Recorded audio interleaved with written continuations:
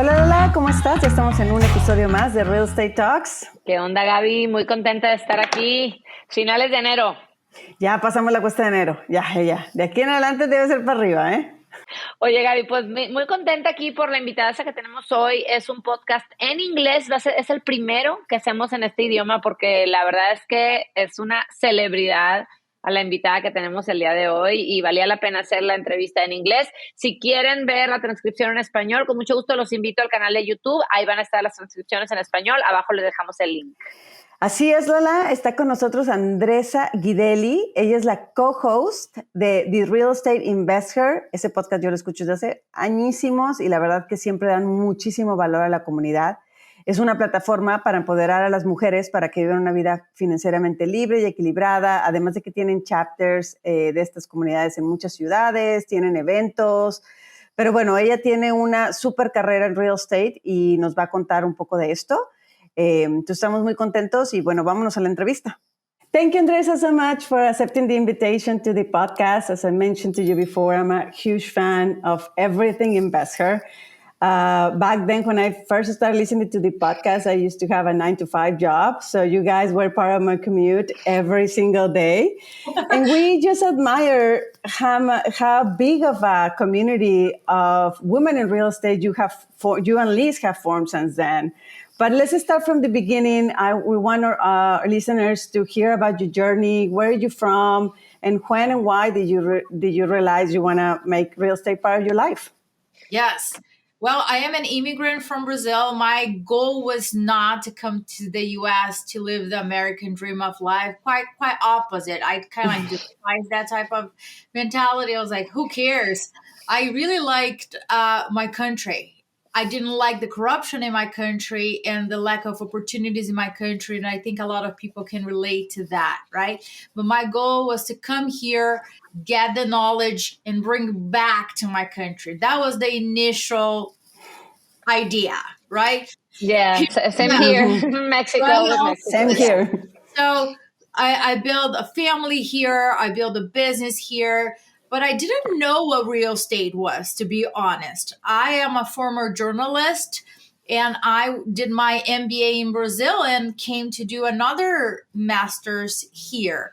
And after I finished my master's, which I don't regret, however, there was nothing that I learned there that I would say, oh my gosh, worth it, the $75,000 tuition that I pay cash. Ouch. Which I also didn't know that I could use credit card. Anyway, fast forward, one thing that I knew after I graduated is that I did not have sales experience. Not because I wanted to become a salesperson, because I knew that anything in my life, I needed to understand the process of selling. Selling not in a nasty way, but selling my way. How can I sell in a way that I feel integrity, transparency, and connection with the other person? So I took a job, door-to-door sales for Verizon, business to business. I didn't know what that was. I just knew that I was going to talk to business owners. That's what I knew. And I'm telling you, that was one of the hardest jobs I've ever done in my life. That was your master's right there. That was my master's right there. What I didn't learn, that I learned in school. And I had great managers that taught me about setting goals, talking about standard operating procedures, systems and process that they had that I had to follow in order to reach my goal. And in one day, I asked for a one-on-one call with a higher manager. And he's like, okay, let's do this meeting. And during the meeting, he passed across the table this purple tiny book called Rich Dad, Poor Dad. Mm-hmm. And I was like, what is this? This is like a sales book, so I can make more money. So you make more money. He's like, no, it's not. And you don't see it, Andresa, but I do. You're not going to be here in this company for long. I was like, what are you talking about? Am I fired? I was like, I don't know what you're talking about. And then he said, you are an entrepreneur and you need to learn about real estate. I did not know, to be honest, what real estate was. There's no translation to that in Portuguese, and I'm sure in Spanish it's also different, right? So I was like, what are you talking about? So then I read that book, and a couple of days later came to him and I said, why didn't I know about this? Who are those people? Where are they? It seemed like this completely new world of investing that I didn't know about. And then I started my education journey. I invested a lot of my education in order for me to get the tools to get my first project. How old were you then? 29 I was doing. I started at 30-ish. Okay. Yeah, they say it's never late to start, right? So sometimes, how did you feel at that time? Like, you feel like, oh my God, if I knew, because that has happened to me recently, that I've been doing this full time. Like, I'm like, oh my gosh, if I knew what I know now 10 years ago, oh my God, I would be like, I would have this portfolio, blah, blah, blah, blah. But I always think now is better than tomorrow, right? Yeah. I was a really resentful for, say, I just paid $75,000 and they didn't talk to me about what a P&L is, what it is to invest in a property, what cash flow is. We didn't talk about that. So why are we talking about that?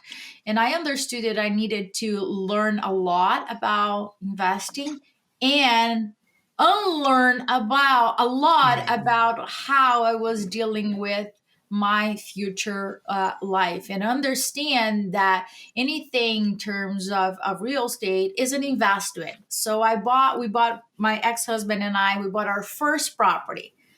Right.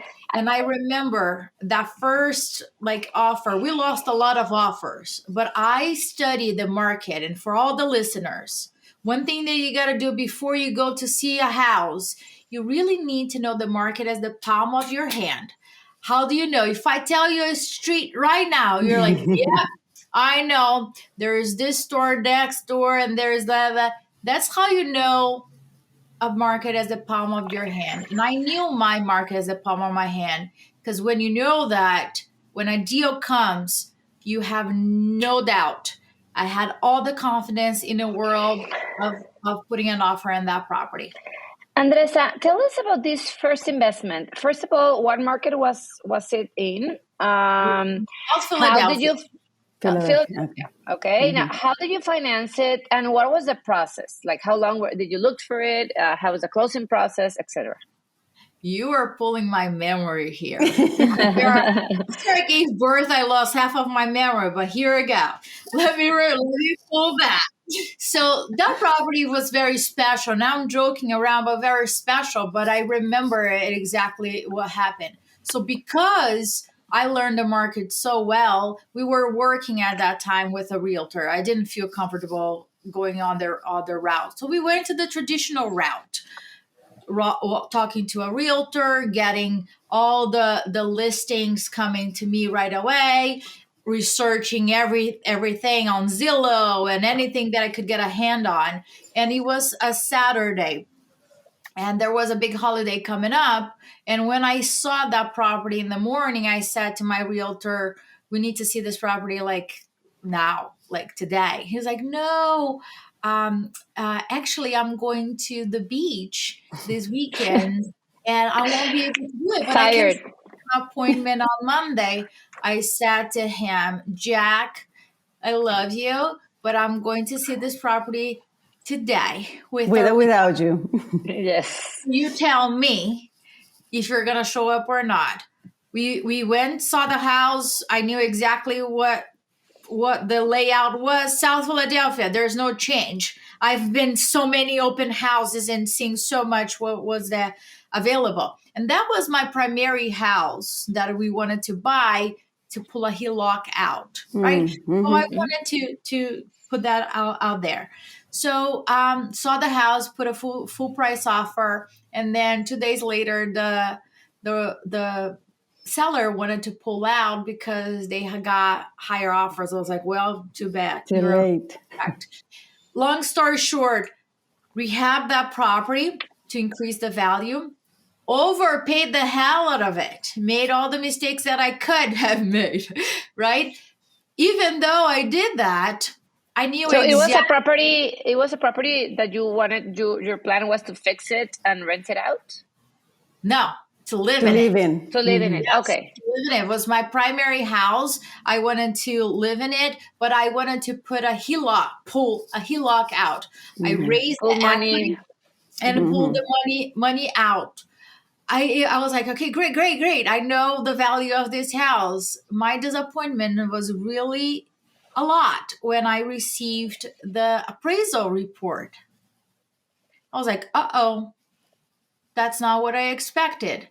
But one thing that I didn't know at that time, I was like, okay, I'm going to write my own report and send it back to this appraiser because I see a lot of mistakes on his report here. He missed a room. The boundary was off. I was like, you miss a lot here, dude. Let me tell you what it is. I didn't know like rules and things like that, right? And that was not common. Anyway, because I did that, I was able to increase the value of $25,000 and pull a total of $68,000 on a HELOC. That money allowed me to invest in other properties and start scaling little by little. Just for our audience to know, if you're not familiar with the HELOC terms, it's like you get basically like a credit line that is basically, I see it like as a credit card, but on your house, on the value of your home. So you get a credit line, right? So here's how it works. Let's say you bought a house for $200,000, right? And the HELOC, the equity, House equity line of credit. Jesus Christ, I'm thinking in Portuguese now. House equity line of credit, it is 75% of the equity, meaning how much you own the house and how much the house is worth it. We were able to pull 75% of that equity out and invest in other properties moving forward. So if I use that money, I pay interest in it. If I don't use that money is sitting down there waiting for me to use it. And then from there, when you were like, oh, voila, I found 65,000, that's when you start your momentum. You went to the next property next property. But then I was like, traditional burr. Well, here's what happened. No, that's not how in my head, that was the goal, but that's not what happened. I came across a property in a very good location that was upcoming. It completely burned out. Like you couldn't walk. I was like, this has a lot of potential. However, I do not have the experience to tackle this type of project. So I partner up with another person who had the experience in that type of project because I wanted to make sure that I also learn from that person. So I brought the deal to the table, and that person brought the finance to the table. And we share a couple of things, and at the end, we split. We did not split 50-50. It was not.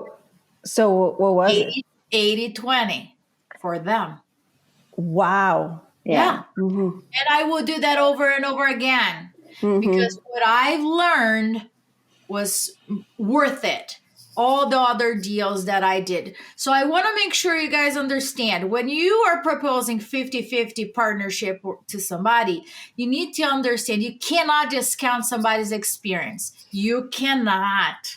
I was not able to tackle that property on my own. It will be too much and I will lose money. Their experience is more valuable than you just mentioned. You paid $75,000 for a master's degree. They didn't get you in where you wanted to be. I don't think I recovered that yet. Yeah, it seems like no. But I think you're doing fine. I think you find your way. You're doing perfectly fine. I also partnered 80-20 on my first flip. And after that, some people that I shared that told me, Laila, you're crazy. Why? And I'm like, I have no clue how to do this. I need someone that knows. And yes, at the end of the day, I learned. So I looked at it as that. So how much time did it pass from your first home to the second investment home? I honestly don't remember that question. But what I remember is that, I said, okay, now I'm doing this property. And then on that same street, another deal came through, and I was like, I don't know how to do two properties at the same time. And then I went to the same partner and said, would you do this house with me? It's like, of course, let's do it. So we were doing two properties at the same time. And then guess what happened? A third one? And a fourth one and probably a fifth one. On the same street. And I swear to myself, no, I'm not going to do that. No, I will do that. But one thing that I think I took a little bit longer to learn is that I had to put in place systems and process together. Otherwise, I would have to think about the finishes and the running the numbers all over again from scratch. So I think a lot of people prepare for the worst, but they don't prepare for the best, which is what would you do if 2, 3, 4, 5 deals come your way at the same time? My max was 15 deals at the same time, not with the same people, I was bringing different things to the table. But you got to understand what each one is bringing. So these deals, the ones that you started, they were fixer-uppers, like you bought and then you flipped and then you sold, or you maintained them as rentals? Sold. Okay. Yeah, at that time, the market was really, really good. What year was this, more or less? Just to imagine how the market was. 11, 12, around that time. And then when you started to go in, and then 15 come around, and then how does it happen that you are like, okay, this is my thing, and not only this is my thing for profit and to create my entrepreneur career, but this is my thing for something else, to expand the knowledge and to create investor. Yeah, absolutely. So the flips became like this bread and butter to fund rentals, right? And to fund the business itself. That was the purpose of it. And then I started buying a small duplex, triplexes, and renovating and doing the same thing over and over again. And then came across a deal that was brand new, like a new construction, but several at the same time. So I was like, okay, that's a new thing. That's when I started, I met Liz, and then we started talking about business. Where do women go to get the support that they need? Because we were having very similar questions about running a business, and then we couldn't find where to go besides different types of group where we didn't feel comfortable raising our hand. Many times when we raised our hand, we were met with not so inspiring support. It was more like shaming. Oh, how come you don't know this, right? Well, I was not born knowing. Sorry for not knowing, right? So her and I decided to create the real estate investor community, which is a safe place for women to come get the support that they need to live life on their own terms. The goal is to achieve financial freedom, right?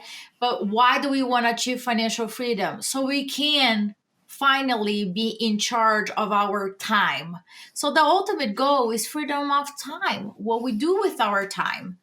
I want to pick up my son at school.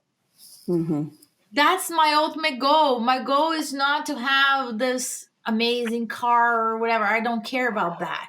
Nothing wrong with all folks that want that, okay? If that's your thing, but I want to have freedom of time. And find your why and work to achieve it. Yeah. On that matter, everyone, I mean, I've been investing actively full time for almost 3 years now, so I'm pretty new. And I've been an entrepreneur since, I guess, 12 years ago. Before that, I was in the corporate America, but in Mexico, but corporate world, international corporate world. Yeah. Anyways, when you people think when you're in corporate and then you jump into entrepreneurship, whether it's a real estate or any type of entrepreneurship, you think, oh yes, I'm gonna be free. I'm gonna have all this free time, flex time. I won't have to report to anyone. But then as an entrepreneur, you find yourself constrained because you have to do everything on your own. And then you don't have that time that you thought you were going to have. And you mentioned the systems. I want to go in depth into that later on. But It's a trap. It's a sorry? trap. Yes, a it's a trap. It's a trap because then you work all day looking for properties. It's time consuming, right? And then when did you feel you achieved that actual freedom? Because everyone sells being a real estate entrepreneur as a financial freedom, but when did you felt you achieved that? Or what are your thoughts on what I just shared? For me, it had to get really, really hard for me to have wake-up calls, right? So what do I mean by that? For me, it was like losing my hair, started losing my hair, my health. And I was like, wait a minute, that I don't think that's the healthy way to grow a business. So what is the price that I'm paying? And then I realized that I needed to learn a lot about mindset of entrepreneurship. It doesn't matter if I was selling popcorn on the corner or building apartment complexes. It doesn't really matter. My discipline, how I structure my day, how I set my goals, and especially who I surround myself with, allow me to elevate year by year. And I start shedding the mentality that I carry from going to school and learn, like the brainwash that I had in all those years. I had to really shed that as I went through. But there's a lot of discipline, and I don't think there is a recipe that fits all, right? Before I had my child, my routine was very different than when I have a child. When I was married, my routine was different than a single mom, right? So I think we evolve as we go, and our goals are different. Before, I was so excited about the 15 houses. I am not. You cannot pay me to do that nowadays. Yeah, no. My criteria, my buying criteria, my how I am involved in the project evolved. But all started with me understanding what I bring to the table, despite my experience. A lot of people that are in corporate, they feel that they are a rookie when they come to real estate. And I beg your pardon, I disagree with that. I think a lot of people that come from corporate bring a lot to the table in terms of project management, analysis.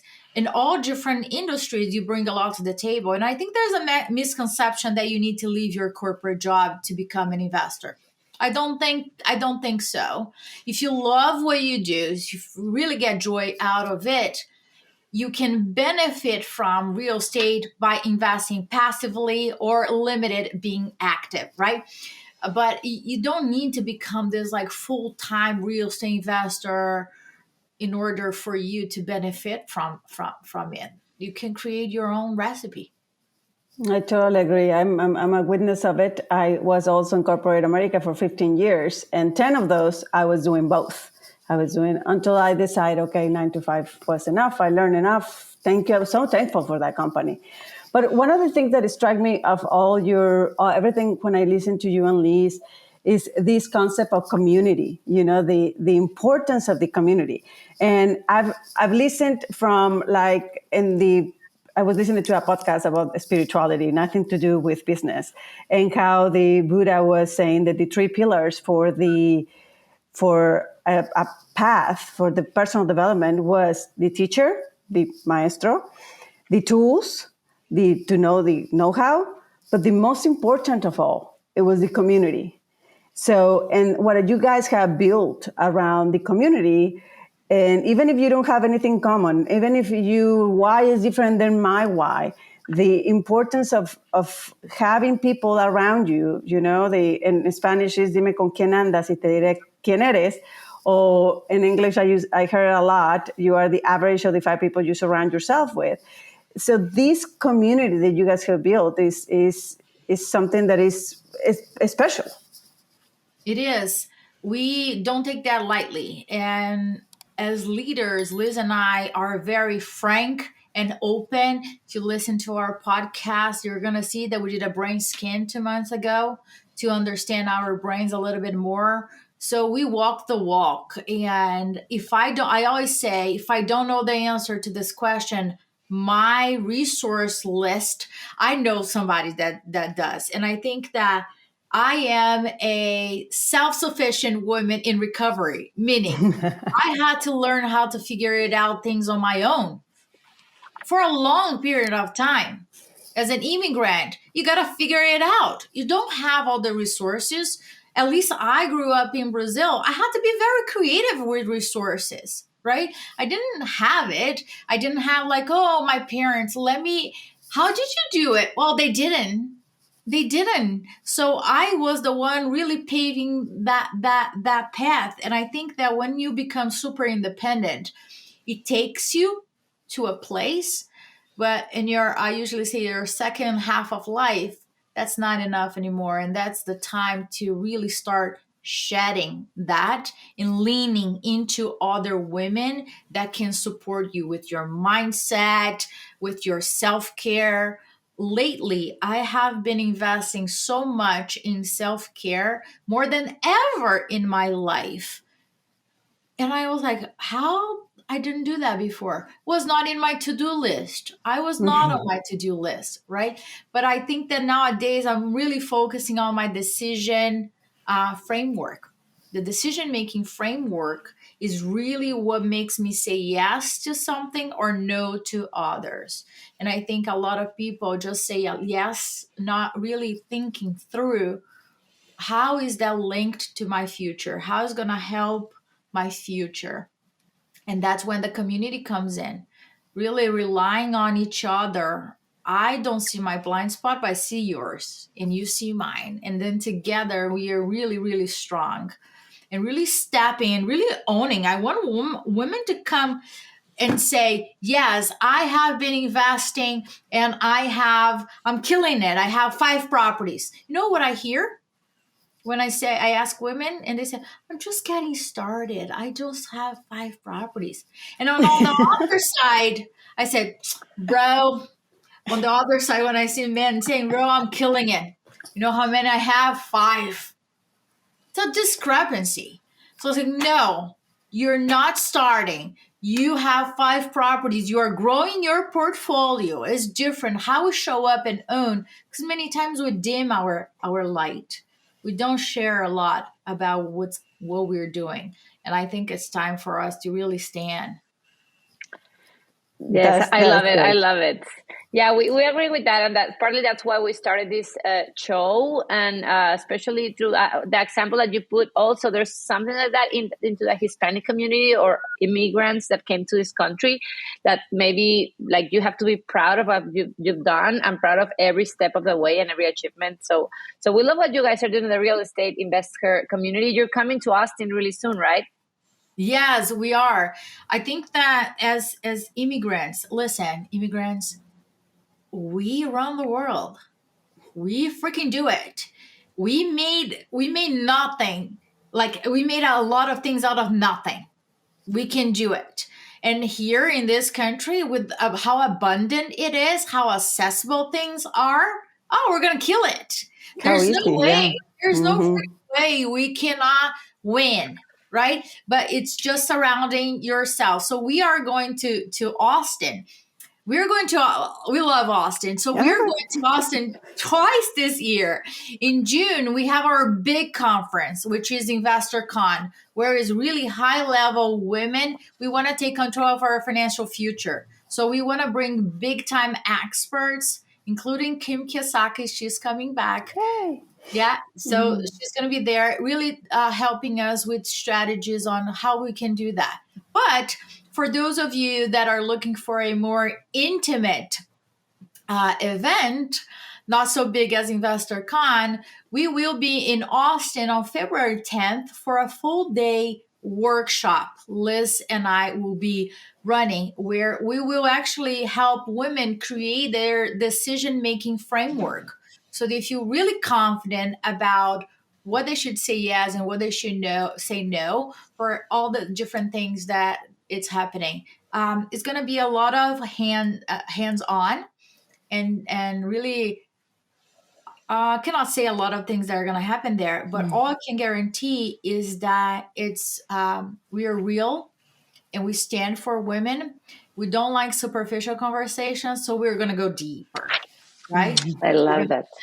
And really do the work that needs to be done now. We are already in February, and many women already gave up their goals. So we want to make sure that they get that hope back, that they are able to achieve it despite what's going on with the economy.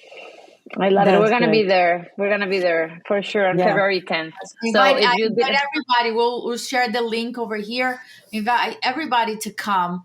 My one of my goals this year is to reach out more to that's why I said yes to this podcast. I want to support other immigrants because it is possible for us. I think we just need to start really stepping into for it. I'm gonna say something.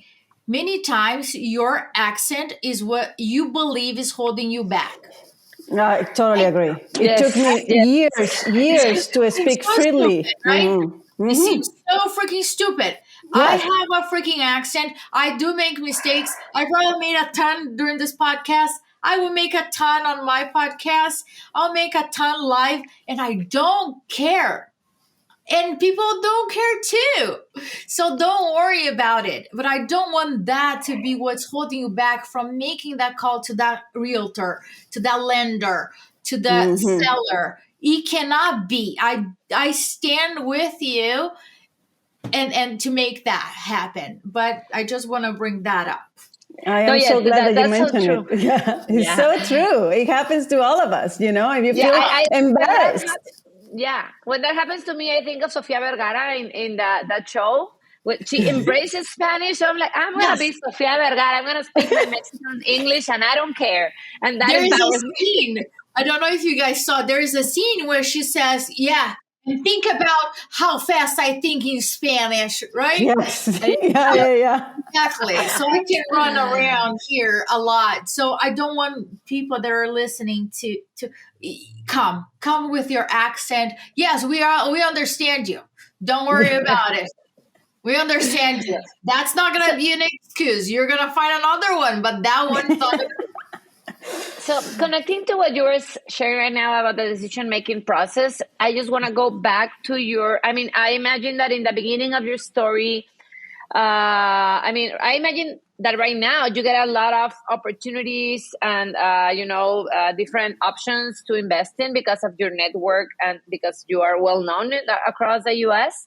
But how do you define, or how do you make a decision? How do you know when an opportunity is worthwhile pursuing it or not? Like how does that process go? Sure. So there's two different things in terms of making a decision that before, to me, one of them didn't even exist. So there's the project itself, right? Absolutely. We need to run the numbers. We need to have a criteria about how much profit do I want to make it? What are my buffers here? And the timeline, all of that, right? That will help me to make a decision if I'm going to do that project or not.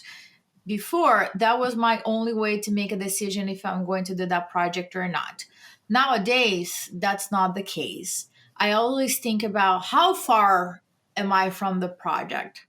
If I am 30 minutes away from the project, I am not doing it. And then you say, well, what's happening?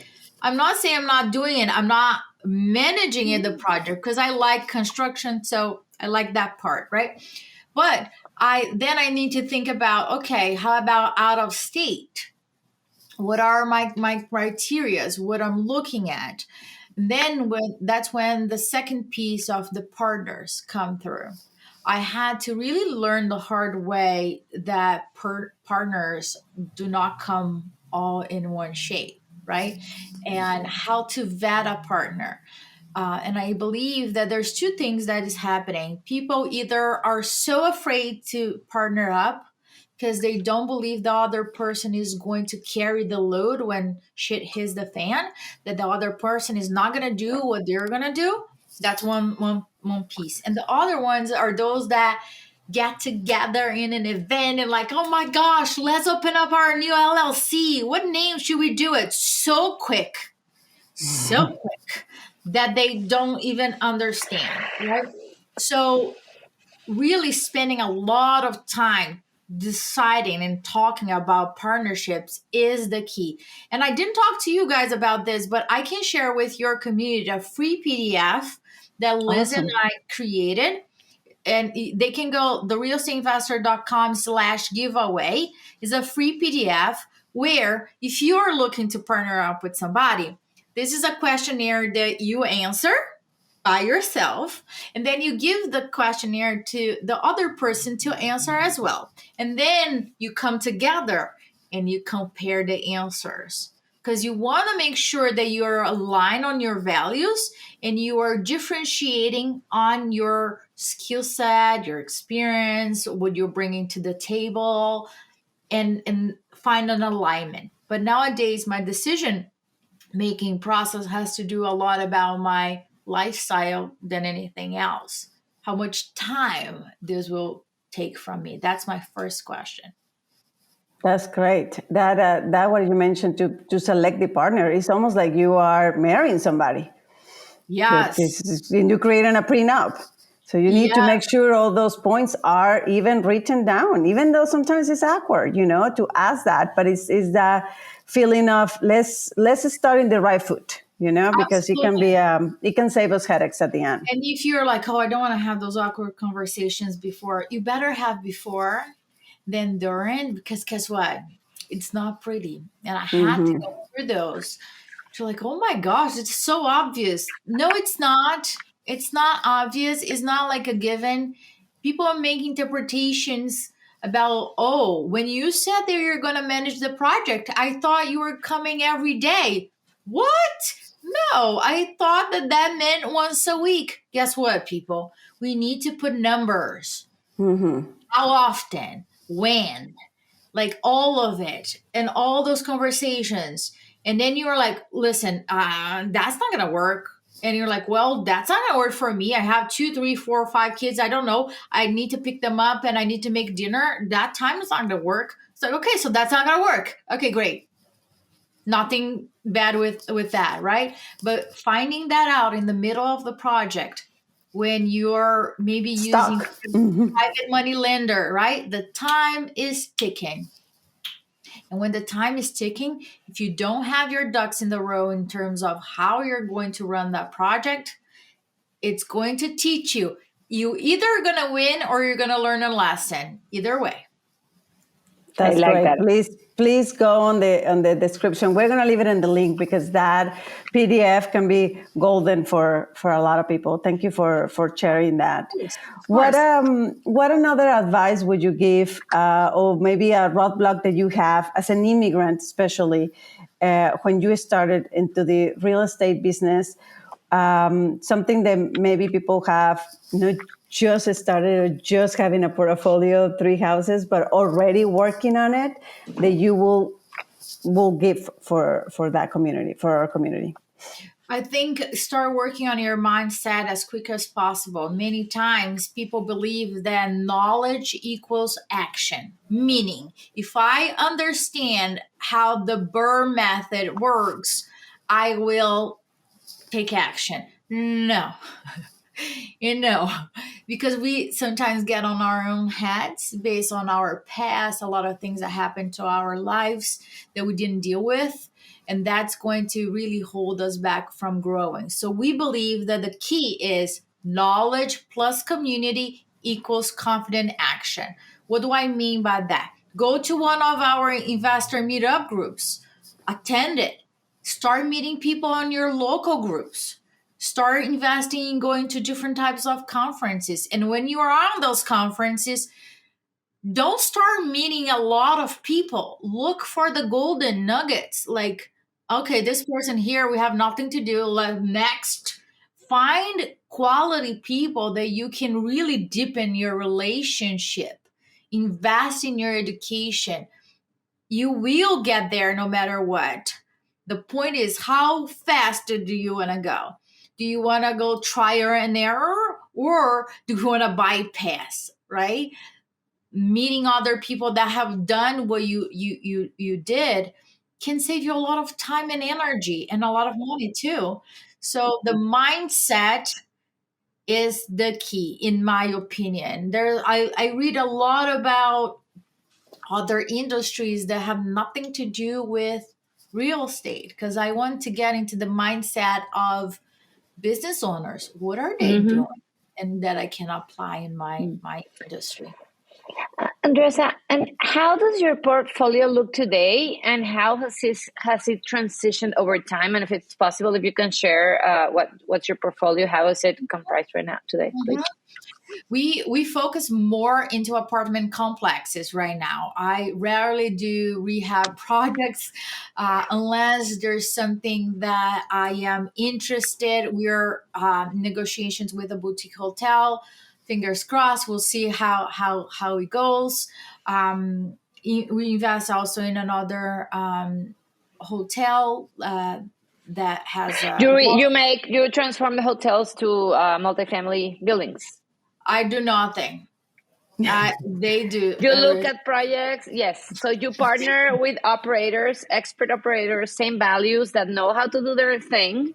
The goal is that we raise the funds and we partner with operators that have a track record. That's the ultimate goal for us.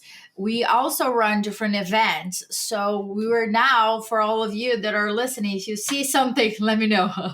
We're looking for larger properties for short-term rental in each East Coast, West Coast, in the middle, to run our events. And when we're not running our events, we will rent out short-term rental. But those are larger properties. So no more rehabs, which I'm sad, because I like the transformation. So, but I just don't have the time, unless it's something very special. Unless it's something very special, I'm not in it. That's when the decision making and saying no is like very important, because then you have that freedom or that space to concentrate on the ones that give you a little more time. Yes. Yeah. Have you invested in anything other than housing, than housing, like say commercial properties, retail, industrial? I personally not, but we're looking into it, and also different types of businesses, right? Car wash and different businesses. ATM. It's crazy how when you're in these, I was talking to this morning to my father. We have this bi-weekly meeting to discuss business. And it's crazy, that options. And once you're invested in the real estate investing world, you are talking with investors and you're faced to other asset classes that I personally would have never thought of 5 years ago. Yeah. And I think that's what we are looking, right? I'm not looking to be an expert in, let's say, storage, right? But would I want to go in a deal with somebody that is an expert in self-storage and has a track record of being a great operator? Yeah. Yes. Absolutely. And I think that as we evolved, I know where my strengths are, and I know where I am not putting my finger on. And it's all based on time, how much time I will have to put into this project. Well, and with time, we want to be also conscious of your time. And thank you again. Thank you so much for saying yes and give us the time, give us all these nuggets of information. And well, I'm going to just repeat it one more time. Ambassador is coming to town. We are so happy you guys speak Austin. Beautiful place. You won't regret it. And February 10th. You guys there. Come say hello to me. Please. Of course we will. I wanna see More accents. Come on. You're going to hear a lot because as I mentioned to you, the ticket to the event, it was a present to some of my members in my team. So they're going to, so it's going to be a lot of accents. Love it. Love it. That's what we want. And we are bringing the accents to stage too. That is one of our commitments with InvestorCon. We want to bring diversity, and people are going to get used to hear accents because we have a lot to bring to the table. So I want you guys there to see it. And that's what this country is. Well, Texas, we are 40%, Hispanics are 40% of Texas population. So just in this state, you hear a lot of accents around here. So hopefully that's the case for both events. If you don't listen to this podcast before February 10th, don't worry. There's going to be another big event in June that you can still sign up. We are going to leave everything in the description. Thank you, Andresa. So Gracias. Muchas gracias. Obrigado.